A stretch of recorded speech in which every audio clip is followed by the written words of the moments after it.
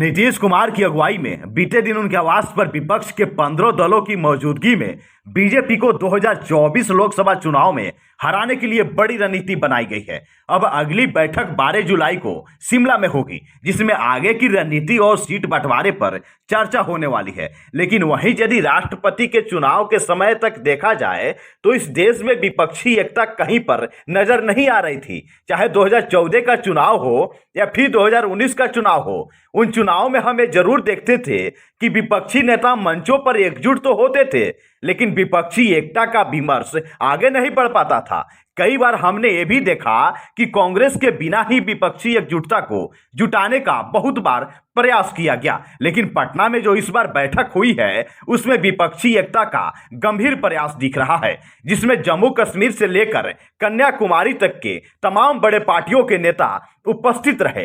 विपक्षी पार्टियों के अगर दूसरे दलों से या फिर कांग्रेस के साथ संघर्ष है तो फिर वहां पर मतभेद बहुत ज्यादा है, लेकिन उन सभी मतभेदों के बावजूद भी सबको एक प्लेटफॉर्म पर लाना और एक मुद्दे को स्थापित करना ये कोई आसान काम नहीं था। लोकसभा चुनाव में करीब 200 से लेकर 250 तक ऐसी सीटें हैं जहां पर बीजेपी और कांग्रेस की सीधी टक्कर होती है। उस सीधी टक्कर में अगर कांग्रेस मजबूत नहीं होती है तो विपक्षी एकता का कोई मतलब ही नहीं रह जाएगा। ऐसे में अभी कांग्रेस की मजबूत स्थिति और कांग्रेस के साथ विपक्षी दलों का मजबूत गठबंधन का प्रयास एक गंभीर प्रयास है। आगे चलकर एक गंभीर सवाल भी बनेगा कि विपक्षी दलों का गठबंधन किस तरह का स्वरूप लेगा, सीट शेयरिंग किस तरह की होगी। आगे इस दिशा में उन्हें काफी कुछ तय करना है। अगर प्रधानमंत्री मोदी के ही बयान को देखें जो उन्होंने सदन में दिया था, तो उन्होंने कहा था कि ईडी और सीबीआई रेड के चलते विपक्ष एकजुट हो रहा है।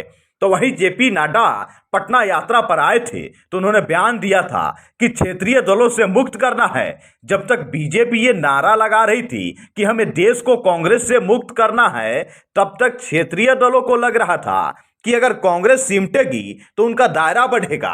लेकिन अब बीजेपी ने क्षेत्रीय दलों से मुक्त करने का नारा लगाना शुरू कर दिया है, तो क्षेत्रीय दलों को समझ में आ गया है कि ये अब अपना अस्तित्व बचाने का समय है। उसी के बाद देखा गया कि नीतीश कुमार पाला बदलकर महागठबंधन के खेमे में चले गए। वहीं अगर देखा जाए तो आज बीजेपी के साथ उनके पुरानी सहयोगी नहीं है, लेकिन सबसे बड़ा सवाल यह है कि चुनाव में किस तरह से सीट शेयरिंग होगी, इसका क्या स्वरूप होगा। विपक्षी दलों के लिए ब्रांड मोदी के खिलाफ चेहरा एक बड़ा मुद्दा है कि फेस के बदले फेस कौन होगा। बीजेपी भी यही सवाल उठा रही है।